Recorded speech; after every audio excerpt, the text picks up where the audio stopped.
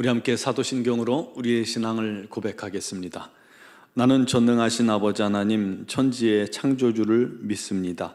나는 그의 유일하신 아들 우리 주 예수 그리스도를 믿습니다. 그는 성령으로 잉태되어 동정녀 마리아에게서 나시고 본디오 빌라도에게 고난을 받아 십자가에 못 박혀 죽으시고 장사된 지 사흘 만에 죽은 자 가운데서 다시 살아나셨으며 하늘에 오르시어 전능하신 아버지 하나님 우편에 앉아 계시다가 거기로부터 살아있는 자와 죽은 자를 심판하러 오십니다. 나는 성령을 믿으며 거룩한 공교회와 성도의 교제와 죄를 용서받는 것과 몸의 부활과 영생을 믿습니다. 아멘. 찬송가 170장으로 하나님께 찬양 드리겠습니다.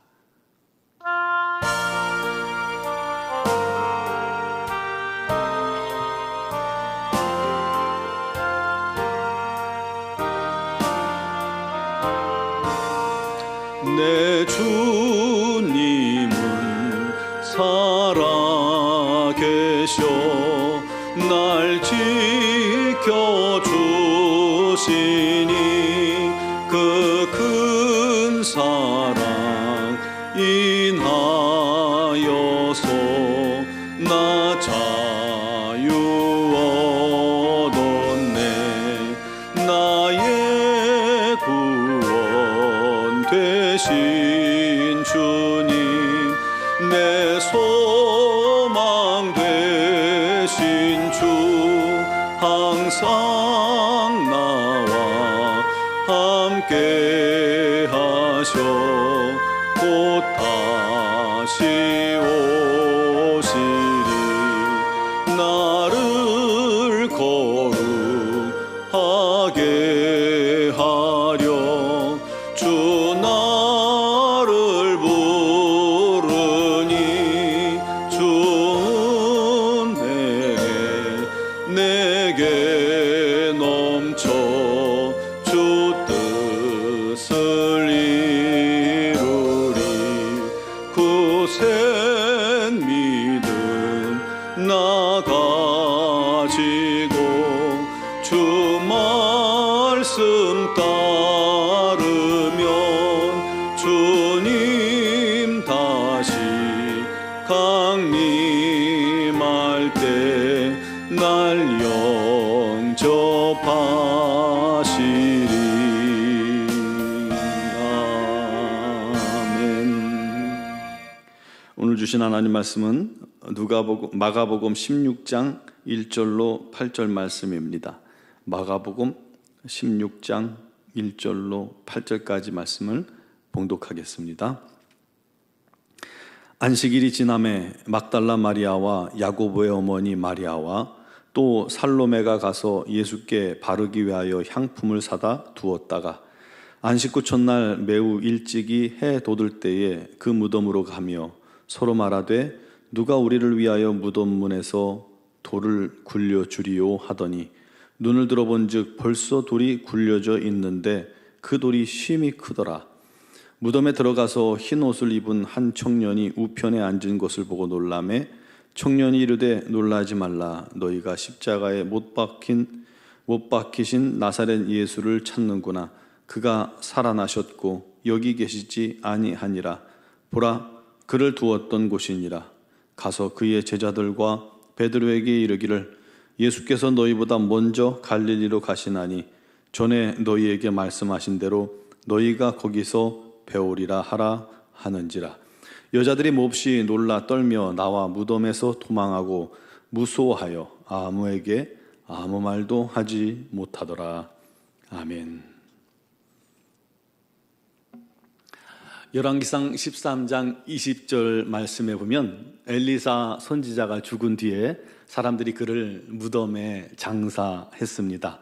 그 다음에 죽은 자의 장사 행렬이 엘리사의 묘실 근처를 지나가고 있었습니다. 그때 마침 모압의 도적대들이 그 땅에서 뭔가 탈취할 것을 찾기 위해서 들어왔다가 이 장사 행렬과 마주친 것입니다.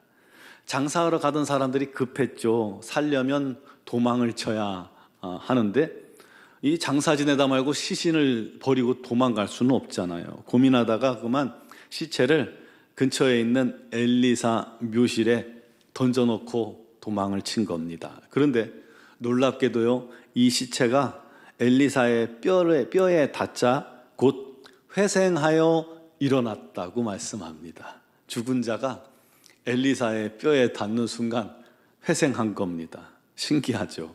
엘리사의 능력이 얼마나 강력했는지 놀라웠는지 짐작하게 해주는 그런 말씀입니다. 여러분, 죽었던 사람이 다시 살아나는 것 참 놀라운 일입니다. 뭐 있을 수도 없는 일이죠. 그런데 우리도 가끔은 이제 죽은 지 하루 이틀, 3일 그런 사람이 다시 회생했다는 이야기를 가끔 듣습니다. 뭐 장사 지내는 중에 관을 두드려 깨어났다든 등, 또 시체 보관실에서 일어났다든지 뭐 그런 이야기들이 있습니다. 그리고 그 정도의 여유는 사람들이 가끔 이제 마음속에 인정을 하는 것 같아요. 죽은 지 하루 이틀 잠깐 어떻게 죽은 것 같이 되었다가 회생하는 일들은 있을 수 있겠구나라는 생각을 합니다. 나사로도 죽은 지 나흘이 지났지만, 그리고 냄새가 났는데도 주님의 부르심을 듣고 살아났죠. 그렇지만요, 이렇게 죽었다가 잠시 하루 이틀 뒤에 살아나는 것은 다시 회생이지 그게 부활은 아닙니다. 성경의 부활은 우리의 지금 육체와는 전혀 다른 신령한 부활체로서의 부활을 말하고 있는 겁니다.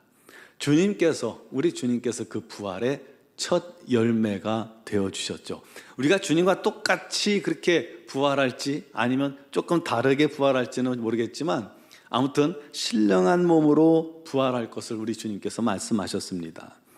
주께서 십자가에 죽으신 지 사흘 후에 안식일 다음 날 몇 명의 여인들이 예수께 발라드릴 향품을 사다 두었다가 안식 후 첫날 아침 일찍 부활절 새벽에 어두울 때 무덤을 향해 출발해서 해가 이렇게 떠오를 때쯤에 도착합니다.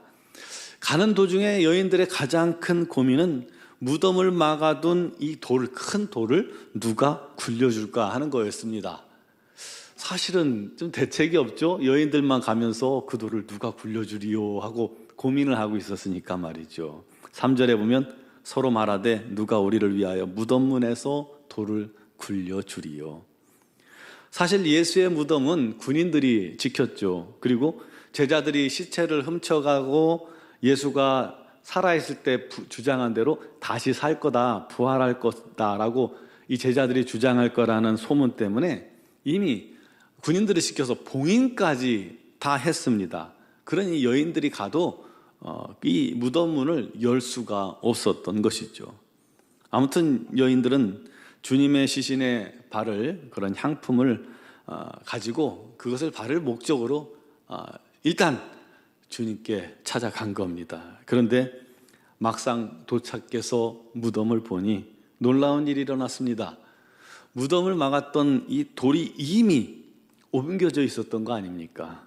심히 큰 돌이다라고 기록하고 있어요. 그러니 아마 남자 제자들이 12명이 가도 제대로 옮기기가 쉽지 않았을 그런 큰 돌이었던 것 같습니다. 그런 큰 돌이 옮겨졌고 문이 활짝 열려 있는 것을 본 여인들은 걱정되고 또 두렵고 놀란 마음으로 무덤 안을 들여다보고 또 살짝 들어가 본 겁니다. 그랬더니 그곳에 흰 옷 입은 청년이 앉아 있는 것입니다. 천사죠. 그 청년이 말합니다. 놀라지 말라. 너희가 십자가에 못 박히신 예수를 찾는구나.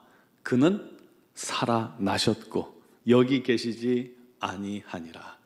그가 살아나셨고 여기 계시지 아니하니라. 놀라운 말씀이죠. 보라, 그를 두었던 곳이니라.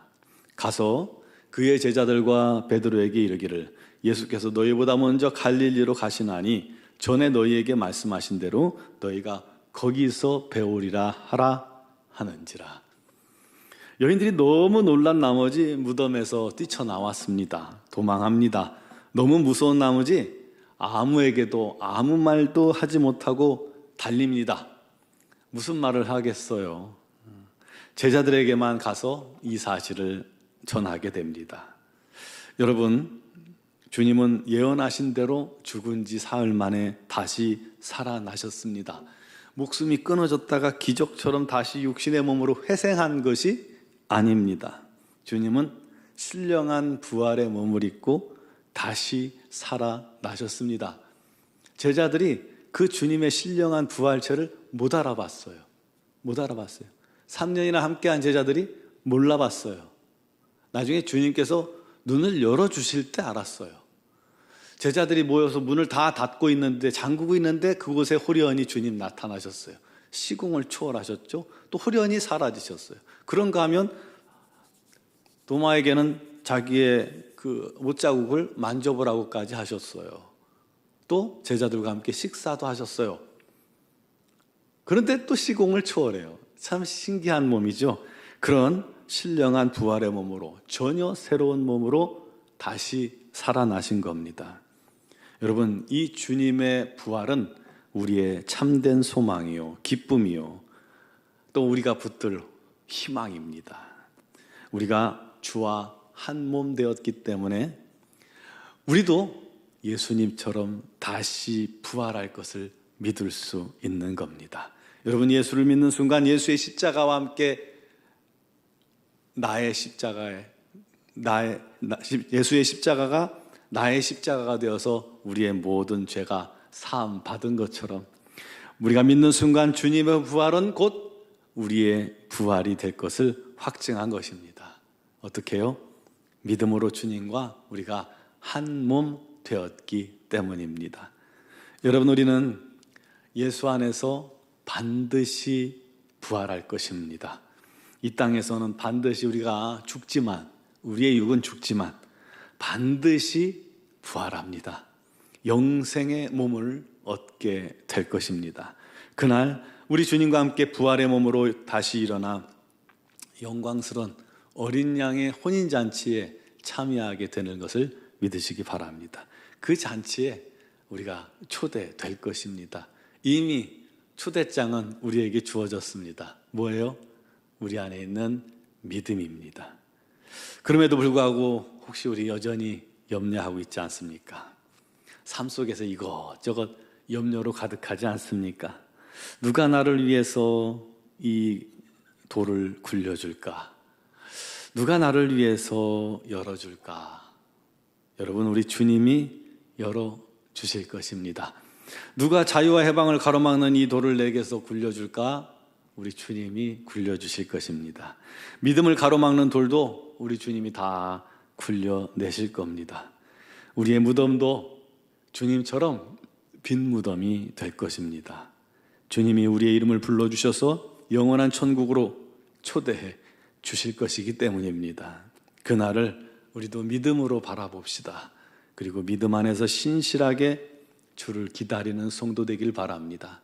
그냥 기다리는 것이 아니라 최선을 다해 주 앞에 나아가며 기도하며 주님 뜻을 이루며 주님께 순종하며 거룩하며 순결하며 우리 주의 영광을, 우리 주님의 기쁨이 되는 그런 믿음의 신앙생활을 승리해 나가는, 그를 통해서 주님 다시 오실 그날, 우리에게 부활의 영광을 덧입혀 주실 그날을 기다리는 우리 모든 성도들이 되기를 주님의 이름으로 축원합니다. 기도드리겠습니다. 사랑하시는 아버지,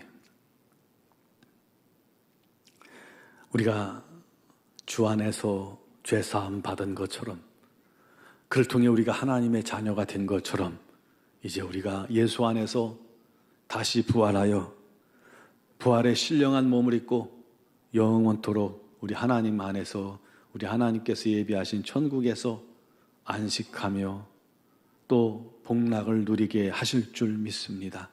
그 놀라운 소망이 우리 가운데 있고 그 놀라운 승리가 우리 앞에 있음을 날마다 기억하게 하여 주옵소서.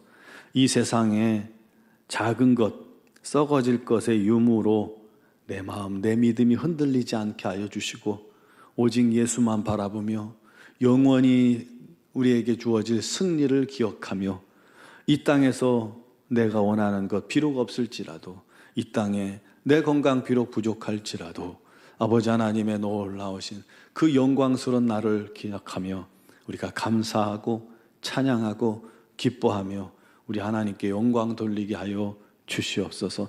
아버지 하나님, 우리에게 놀라운 소망 주시니 감사합니다. 소망 가운데 살게 하시고 힘들고 어려울 때마다 이 소망 바라보고 승리케 하시고 이기게 하여 주옵소서. 우리 노원중앙교회 모든 성도들이 이와 같이 부활의 소망으로 승리케 하시고 삶의 많은 어려움을 이기게 하여 주옵소서. 오늘도 주 앞에 나와서 믿음으로 구하는 모든 기도를 주님께서 들으시고 아시나니 응답하여 주시되 우리 하나님의 뜻대로 역사하여 주시고 우리가 어떤 상황에서도 우리 하나님께 감사하게 하여 주시오며 합력하여 선을 이루시는 하나님을 기다리며 또 그것을 목격하며 우리 하나님께 감사할 수 있게 하여 주옵소서. 무엇보다도 육신의 질고로 눈물을 흘리며 기도하는 지체들이 있습니다. 아버지 하나님 앞에 나와 예배하기를 원하나 그 육신의 몸의 어려움으로 참석지 못하는 지체들도 있습니다. 불쌍히 긍휼히 여겨주시고 우리 하나님의 치유가 속히 임하게 하시고 빠른 회복이 임하게 하셔서 함께 예배하며 경배하며 주를 높이게 하여 주시옵소서. 아버지 하나님의 놀라우신 은혜가 우리 교회 위에 날마다 풍성하게 임하여 모든 성도들이 행복한 신앙생활 되게 하여 주옵소서. 미얀마 양곤 한인중앙교회도 날마다 우리 하나님의 영광 가득하게 하시고 각종 증거들이 나타나게 하여 주시며 아버지 하나님의 영광 나타내는 귀한 선교사님들에게 건강과 지혜와 능력을 더하여 주시옵소서. 오늘도 주 앞에 간구하는 모든 기도를 들으시는 주님, 영상을 통해 예배하는 모든 성도들 또 기도할 때에 우리 하나님의 놀라운 응답이 넘치게 하여 주옵소서. 예수 그리스도의 이름으로 기도드리옵나이다. 아멘.